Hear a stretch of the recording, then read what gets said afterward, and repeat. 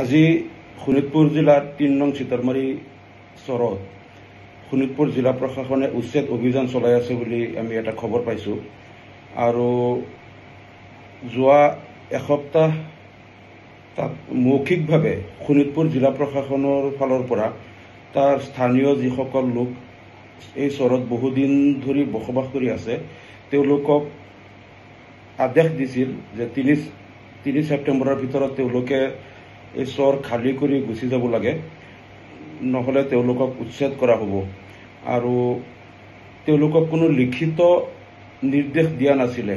এই উচ্ছেদ কাৰ্য সম্পূৰ্ণ বেআইনী, কাৰণ উচ্ছেদ কৰাৰ পূৰ্বে কমেও 15 দিনৰ সময়সীমা দি নোটিছ দিব লাগে, কিন্তু এই লোকসকলক কোনো লিখিত নোটিছ দিয়া হোৱা নাই।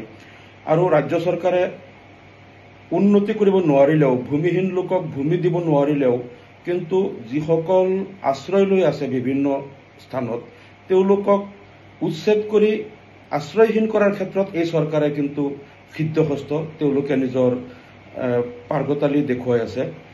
আৰু এই চৰকাৰক এই উচ্ছেদ কাৰ্যৰ আমি গৰিহণা দিছোঁ। এইটো বেআইনী কাৰ্য, অসাংবিধানিক উচ্ছেদ কাৰ্য চলি আছে। আপোনালোকৰ নিশ্চয় মনত আছে যোৱা বছৰ বৰখুটিত যিটো উচ্ছেদ চলোৱা হৈছিলে, তেতিয়া